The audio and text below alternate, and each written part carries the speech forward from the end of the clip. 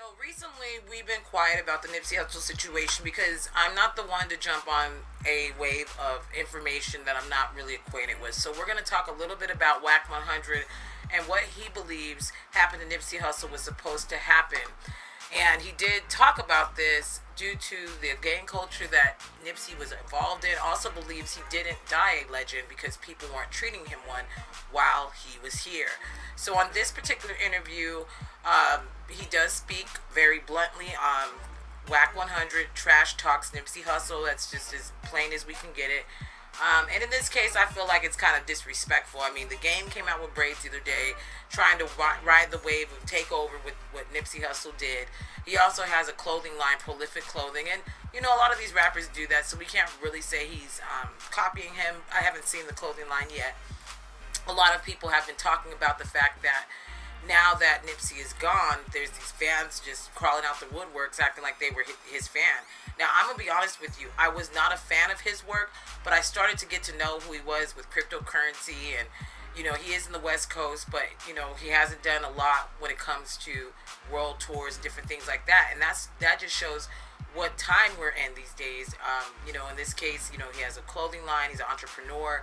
And he's doing more than just rapping. And so in that case, he really didn't have to do that because he was selling his records on the streets, different things like that. And, you know, he was already a millionaire. But at the end of the day, that's not good enough for some people. They really, it seems like there's some hate in here in this. He says that in this interview, he did say Steve Bell, The Game, Wack 100 himself, Johnny Shipes helped him get, you know, the name out for Nipsey and helped him pop his career. But I'll let you guys listen to what he had to say with your own ears because I don't want to put words in this man's mouth, but listen to what he had to say. You have a rapper and you have a dude that's a straight, authentic gang member. His whole life are these blocks. It's all he know. And in the culture of gang banging, when you call a motherfucker a bitch, a snitch, a rapist, a pedophile, when you call somebody these things in this jungle, it's no different than you being a football player and going on the field without your helmet on. You gon' get hit. This shit all happen in a matter of 4 to 5 minutes, not the next day, because you're dealing with the shooter. If he was dealing with the hustler, it probably wouldn't have happened that fast for the hustler. Okay, so then there's another thing. There were some other people that were actually close to Nipsey, that interview with Vlad TV. I think his name was Big Shot or something like that. I'm not really sure of the name at this moment. I'll go ahead and put that in the link below for that interview that he did. But he was a little hurt by the fact that nobody actually protected him. And it seems strange to me, like every video I saw of Nipsey Hussle after this all happened that I've been reviewing and researching, it seems like there's always a crowd of people. There was even one point where some guy got beat up so bad he peed on himself and then he left the place, but there was like 10 people jumping on top of him because he rushed through and went to Nipsey Hussle while he was you know, trying to do a contest for his promotion for his store. And there's nothing wrong with that. Like, if somebody can use their clothing brand, their music, as well as other things to help themselves, not just limited to music, and then they're not actually signed to a record label. A lot of people think that he was a dangerous man for the fact that it showed people, like, look, this is a new way of doing things. And from my understanding of this all, there's a couple of YouTubers that are very, very brilliant, and I'll put their links below in the video of this video because it inspired me to talk about this as well. So I don't want to take away from people that have done the research and put the hard work in. So, you know, in this case, you know, a lot of people are under the impression that there was more to this than just, you know, him dying just randomly like this. They're not saying that he was, you know, there was no hit or anything, but eventually this would have happened just because of all the drama going on outside at his store. It could have happened any time. And for me personally, it looked like Nipsey really liked the accomplishment he made in that neighborhood. He was doing a lot of good things, but there was nobody to protect him. It just seems strange to me that you didn't have security or anyone around you that's going to protect you against somebody that's jealous or somebody that just wants to see you go. You know, in this case, Eric Holder shot him 3 times, kicked him in the head. It was just too much. And he just seemed like a gentle type soul, but, you know, there are some videos where he slapped somebody in the face, so we ain't going to say that he was an angel. But Wack 100 talks about how Nipsey Hussle is two different people, as he was talking about right now, a gangster and also a rapper. But he also says now, coming up next, that he did some things to help him out. But it just seems like the way he's talking, like, I get it, as a man, you're going to be a little bit more, less emotional about this. But this seems a little bit like low-key hating. Just, if it's just me, maybe I'm just being too emotional. But listen to what he says next. Hustler got to go in and employ the shooter. What happened was what was supposed to happen. If I approach somebody and say, yo, you a snitch, I'm not in this situation. You have a rapper. And I didn't know that he signed Blueface, old trash. I don't even think he can rap. In any situation like that, there has to be an understanding of hierarchy. Somebody like Nipsey. Is it even music? 100% what Blueface is doing? No. Nobody, listen, that everybody would abide by. Listen to me, man. Nipsey is from one of the most notorious Crip gangs in Los Angeles. The biggest killer of Rolling 60 is Rolling 60. So what you talking about don't make sense. All these radio stations, all these people, is all fake.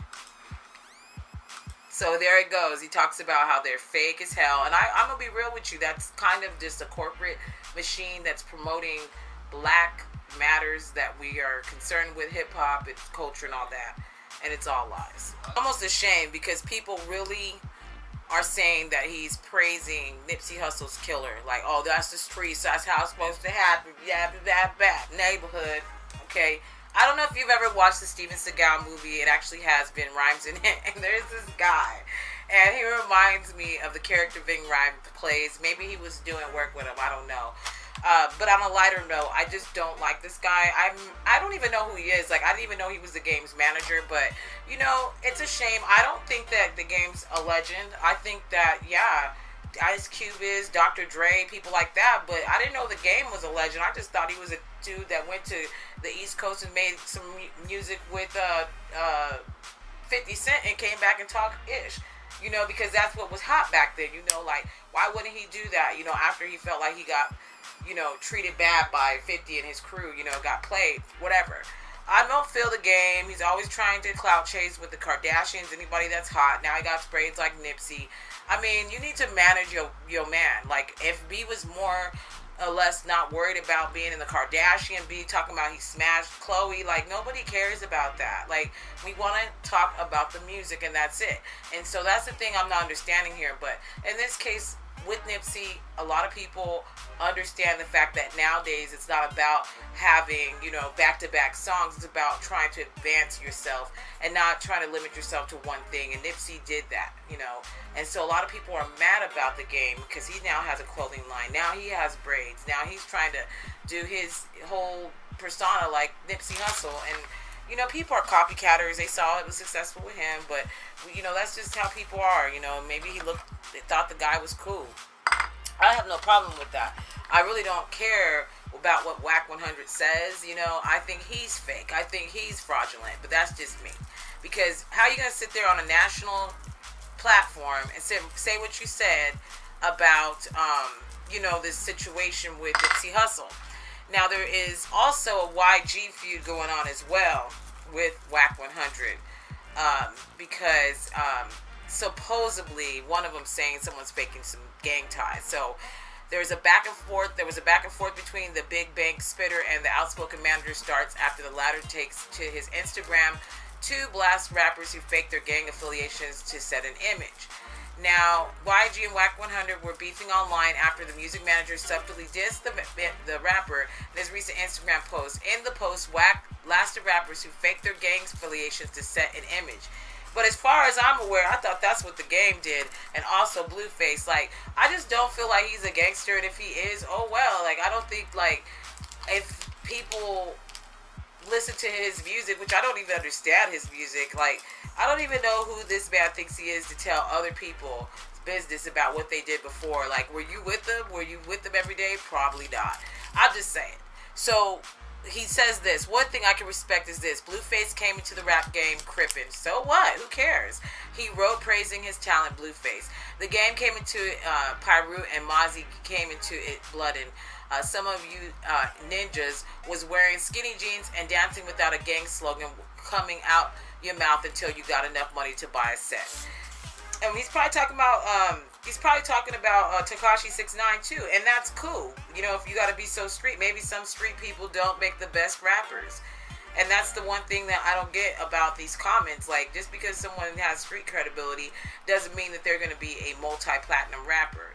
Maybe they can't, take those stories and translate them into music, And the music that Blueface is making, people got jokes on him. He cannot rap, okay? Like, go find somebody else. Now we know why your name is Wack 100. But I'm not feeling these comments he's making about Nipsey. I'll be back in a second to give you the part 2 of what he said, and then also what the backlash he's getting for it. Because it's really a shame that he has to put another brother down to advance someone. Let's just be real about this. Blueface will never be a legend, not even called that after he gone. Let's just be real, because there's nothing he's talking about that's bringing any, substance to the table. Like, his music has no substance, and I really feel like he's the wackest of them all, Wack 100. So you're whack for saying this. You're whack for putting out this interview. You're clout chasing. You and the game need to stop clout chasing and make your own stuff up. Be more innovative and get some creativity. Otherwise, I'm done for right now. This really pissed me off because this man is just clout chasing himself. And he's the fakest one of them all. Mr. Alexander. Not no more. You finna roll with me now. Oh, that's our neighborhood. Let's start by delivering your gift to Dante. Make sure you do things right. Oh yeah, it's gonna do what it do. We're gonna do it the 6-0 way. All day, every day.